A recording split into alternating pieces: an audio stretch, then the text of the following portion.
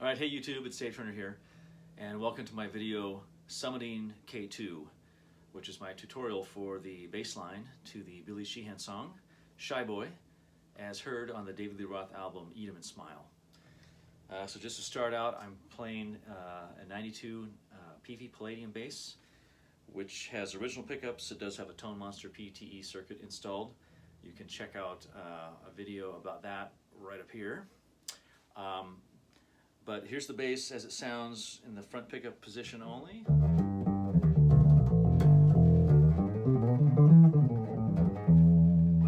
And then with the EBS Billy Sheehan signature overdrive pedal, I get this sound.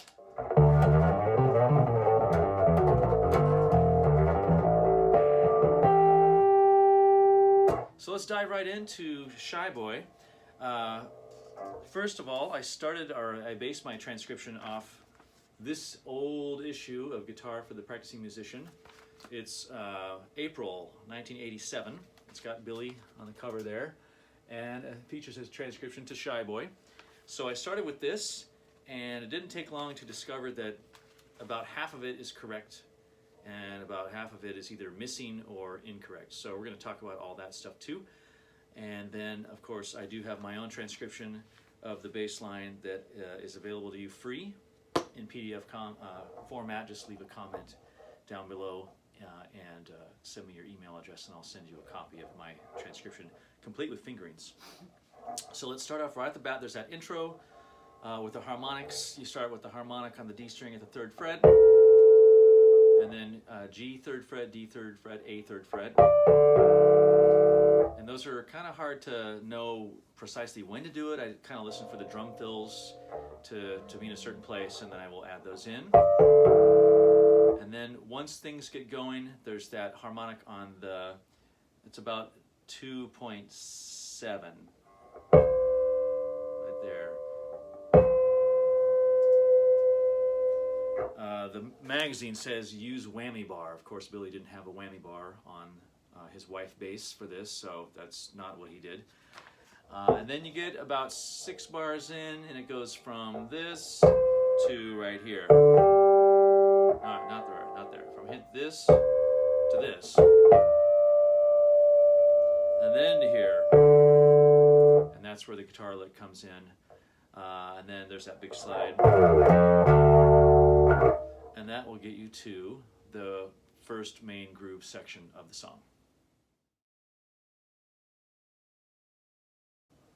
Okay, so now we're into the main groove, and the magazine transcription is correct there for this part, but of course their fingerings that they have in the tab are really not all that great. Originally I was thinking that I would not use any open strings for the riff, just because I think the sound of a fretted string is a little more consistent than an open string, so I was playing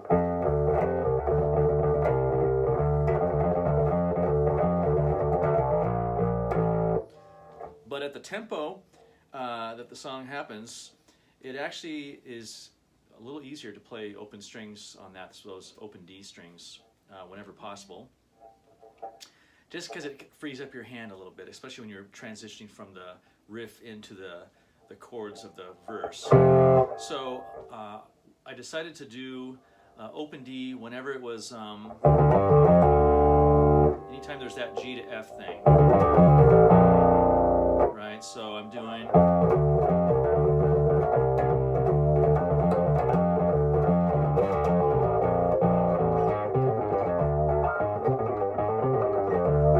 so that's just a little tip for that. That gets us to the verse.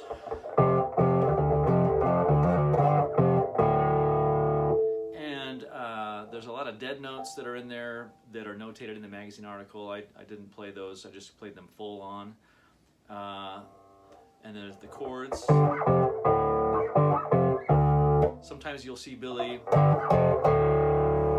sometimes he'll just play with 2 fingers. I went back and forth between how I was going to do it.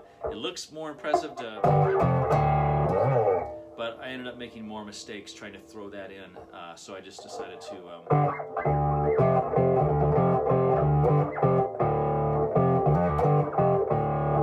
but even then there's still mistakes that I make. It's tricky. That'll get you to the first chorus.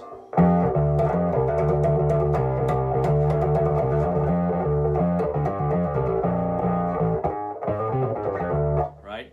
And that's all notated correctly in the magazine. So that'll get us to verse 2. So verse 2 basically has 4 parts, 4 little, I call them hot licks. That's what we used to call them back in the day. Hot licks, where you show off, right? So the first one is the bend from D to E. When Billy does this, he does the whole thing like that. I thought about doing that and then I messed it up, so I decided not to do that. I just play it like a regular person would play it, since I'm a regular person and Billy is not. The next part of verse 2 is this harmonics thing. So I'm doing the 3-hand triplet technique here on the G string. And I found it helps to get that going 1 beat before the harmonics start. So there's a slide there. So while that slide is happening, I will get my right hand going on that, and then I'll do the G7 harmonic. And then Billy comes over with the top to get the G5 harmonic. He says it's more accurate that way for his fingering to hit it like that than like this. And I can see how that works sometimes. I think it's mostly just for flash. So you're doing 7th fret harmonic, open string, 5th fret harmonic, open string.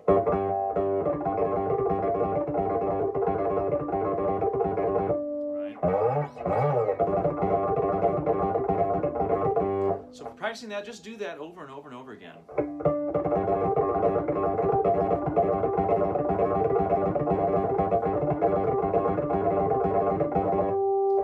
And eventually the 2 hands will connect enough that those harmonics will speak and really pop out. The third part of verse 2 is the tapping part. So there's a bit of a slide up to A on the G string. And then there's this little figure here.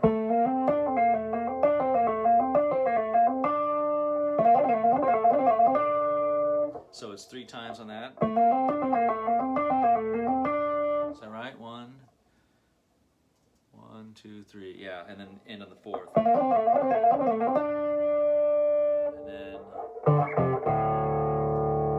And then you go up a D minor pentatonic scale. And this is probably the one of the parts that I spend a lot of time on, is this overhand business. So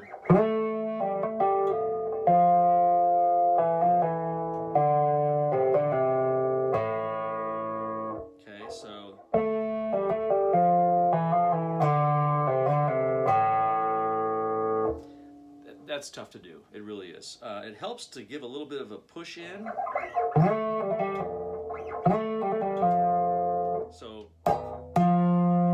So what I did to practice this, I would just do one little section at a time.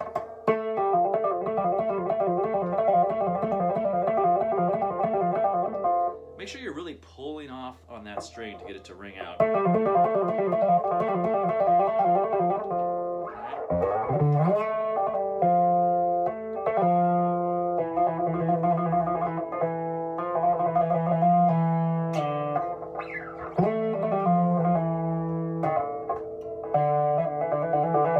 Again, there, pull off really nice and hard.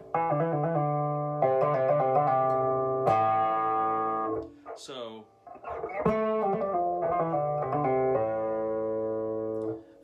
again, it's tough to do. It helps if you can push in a little bit.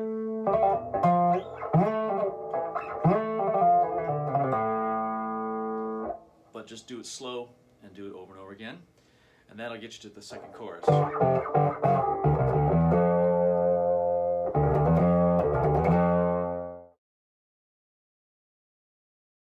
Okay, so we're at the second chorus, and that is notated correctly in the magazine transcription. So it's basically like the others.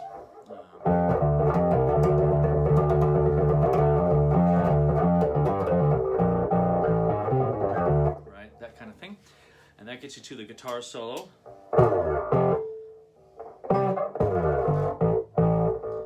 So now we change keys, we're in B minor. And this was a challenge because you're doing this B pedal.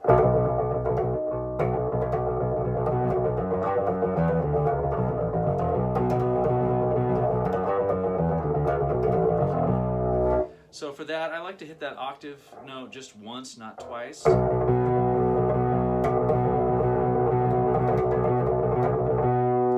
there's that little scale going down. And then a pull off from F sharp to E.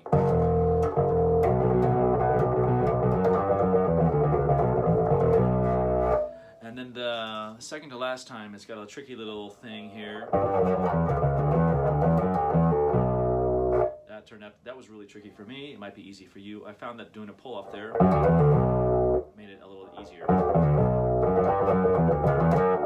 That was wrong.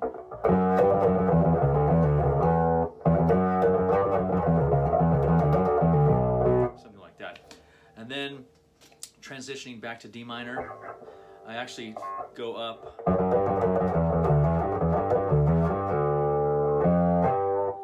Up in position because I need to get a pull off in so I can get to that. So coming out of the guitar solo there, right? So rather than play it, I play it up in position.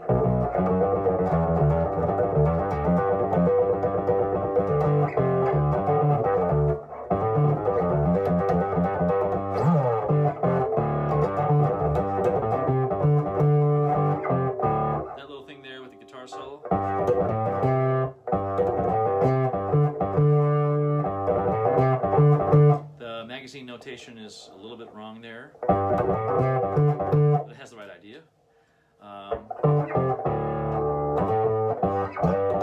And then finally,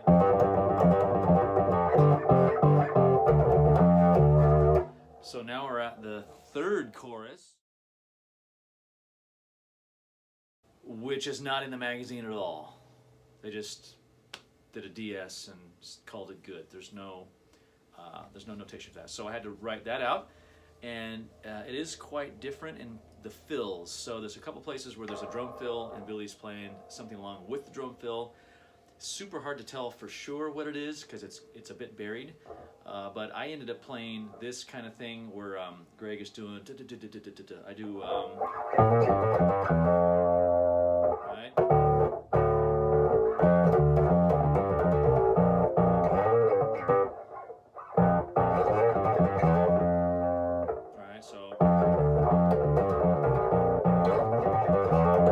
Just going down the D minor scale.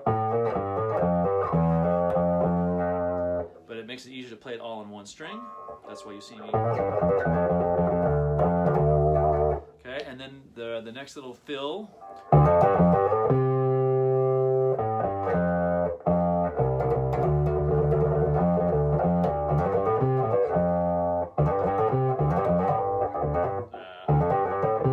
So two triplets.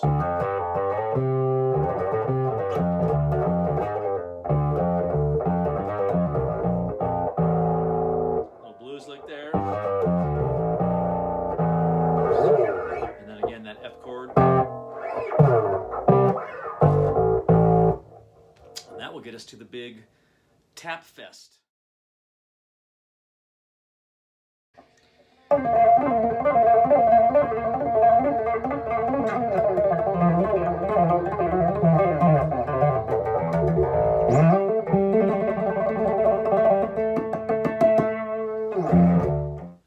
Okay, so we're at the big tap fest, and starts with the same notes as that earlier tappy part.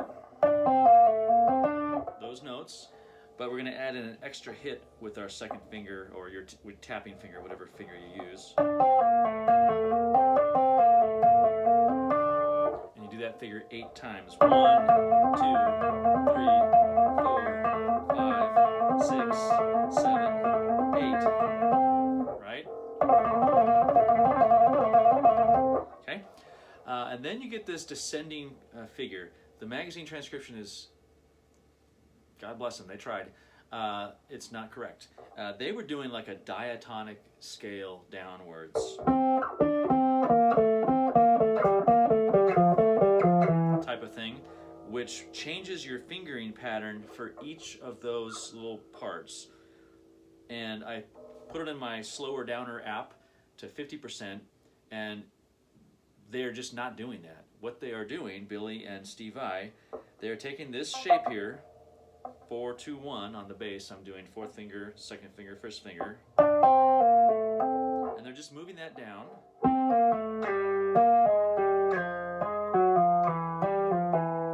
Right?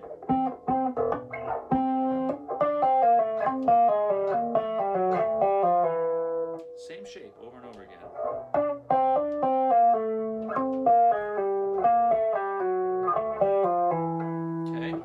So your right hand is going from D to C to B flat to A. Your left hand, down a step, down a half a step, down a whole step.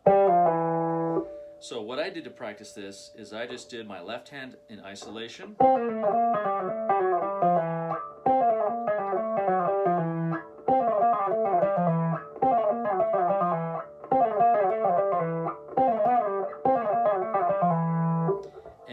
I'm watching my first finger. I'm making sure my first finger is going to the 14th fret, to the 12th, to the 11th, to the 9th.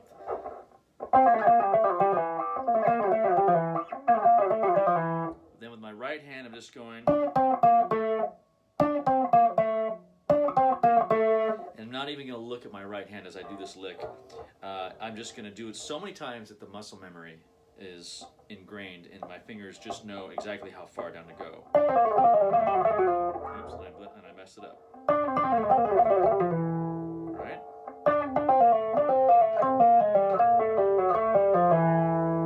Okay, so that's the strategy I would use to practice that. You can also do something like, or you can even do this.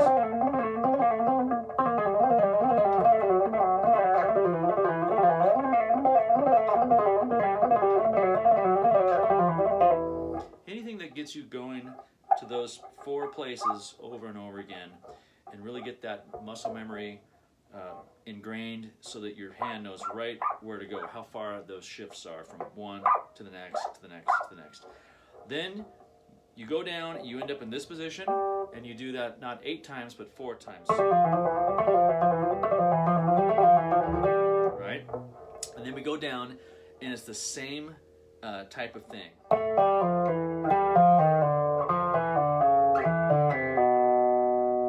Same intervals and everything. So down a whole step, down a whole half a step, down a whole step. So it's whole, half, whole.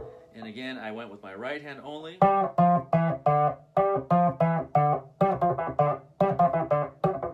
Left hand only. And then kind of both together.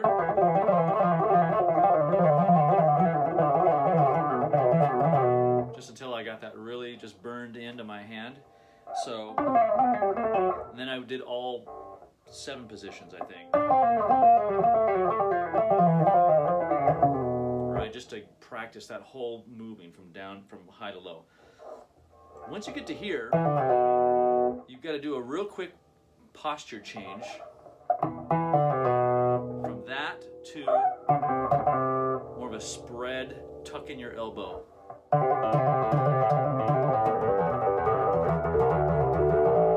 So we're doing this pull off here, D, C, and A, and it's just 2 taps, and then change strings, and then change strings, and then you go to C natural here, and then pull off, and then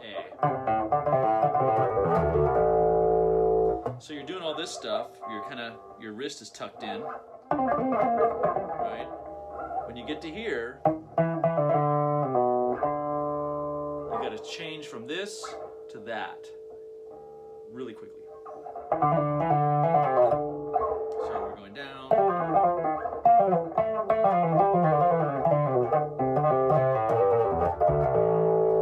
seen guys on YouTube playing this whole thing that I just demonstrated, like up here in position. A lot of string changing, which really is difficult to do at tempo. Not only are you doing fast notes, but you're trying to change strings, and then you're in this weird spot to get that open A. I found that if I just played down the G all the way down, then I'm in position for this last little bit. And that open A string is right there, and it's much quicker and easier. As soon as you hit that open A string, you're going to slide up on the G string to the E note on the 9th fret, and then do up to G and A, a little hammer-on pull-off. And this is where you do that double tap thing that Mark Smith has shown. And for this, it helps to not go too fast. Actually, slower is better. So I practice this really slow.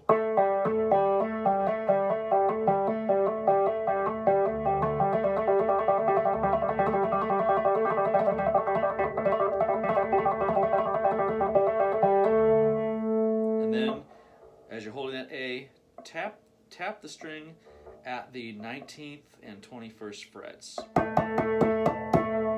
Like 3 and 1. 1, 2, 3, 4. Right? And that'll give you those nice overtones. Alright, that takes us to the chorus and outro. Okay, so the 4th chorus is not in the magazine transcription, so I transcribed that. They just did another DS El Coda type of thing and called it good, or what, Del Segno. And it's similar to the other ones, but there are some fills that are unique. So there's some octaves. There is another one of these going down the D string in the D minor scale. There is a quick little fill. That one's hard to hear, so it's my best guess. I'm not going to say it's 100% accurate, but it's about as close as I can hear it with the drum fill and guitar stuff that's happening. And then there's another sort of blues fill.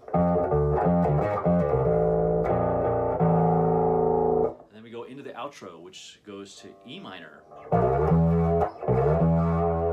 And I made the choice to go to my pinky on that E because in the second measure of that there's a slide up. And at first I thought, okay, I'll play the E here and the G there, right?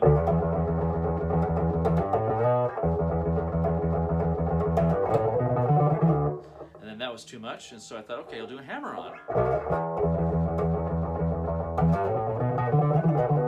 And then even that was a little bit much, so I decided, okay, I'm going to just simplify. I'm just going to do a slide. I might not even hit that G, I'll just get close. Okay, so the G is my target. Whether I hit it, I don't even know. And then you get this really fast triplet blues fill.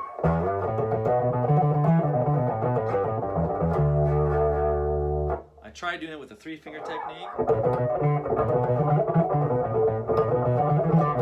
Caused more problems than it solved, so I did it with just 2.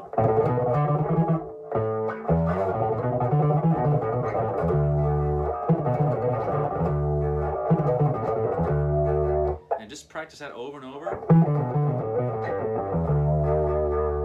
Right?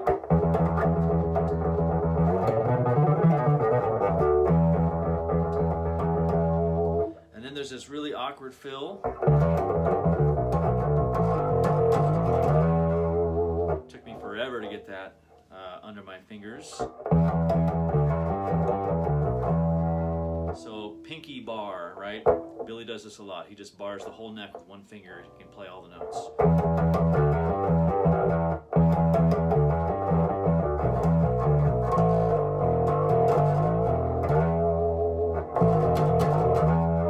That was tough. I did it with pull-offs and slides and stuff. I tried to play it all clean and it just didn't happen, so. And then there's that pedal E. low E, and this is where Billy does that sort of. You can get some overtones and stuff like that. It's mostly for show. And then you're back to this. And this is another tricky lick. It just, for me at least, it doesn't sit well in my hands. Oops, that's not right.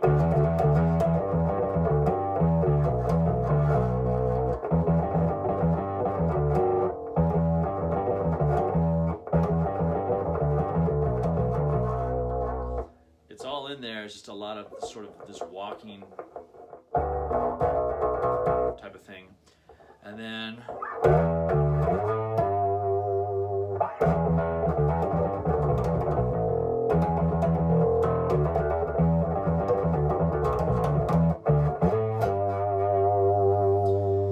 there's some drum craziness, and I let that. I hear these. There's 3 of those, and that's when I come in with this crazy G minor blues lick. There's something notated in the magazine. It's impossible to tell if it's correct or not. It's in the ballpark. I think it's something. Let me look at it here. It's something like.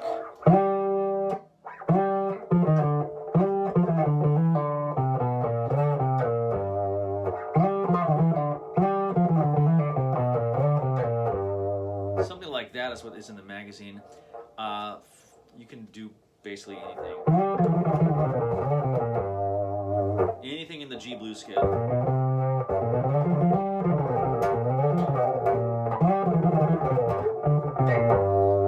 As soon as you get to that bottom G, false harmonics, the magazine has it up here, which is not correct at all. It's actually C on the D string. I use my thumb for pinch harmonics. Lots of people do it different ways, but I'm way down here by the bridge pickup. And I want that really high overtone.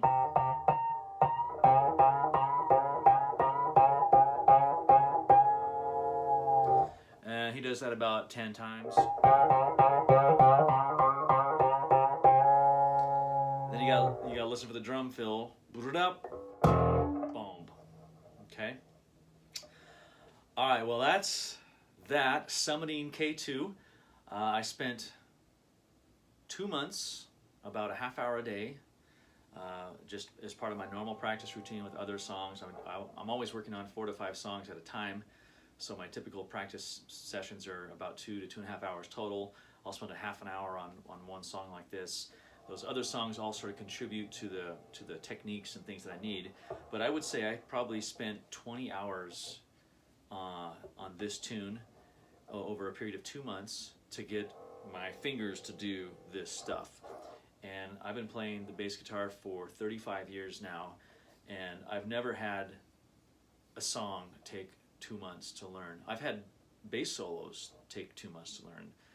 I've had, Jeff Berlin solos take that long. I've had Eric Marienthal saxophone solos take that long. But we're talking about, a 1 minute solo.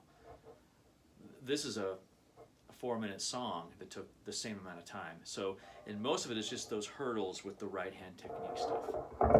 And then of course this shenanigans up there, all that stuff. So I hope you found this video helpful. Again, my transcription is available to you in PDF format, free of charge. Just leave me a note in the comments down below and I will email it to you. It does include my fingerings. Of course, you can use those fingerings or come up with your own. It's all up to you. That's part of the process. What works for me may or may not work for you.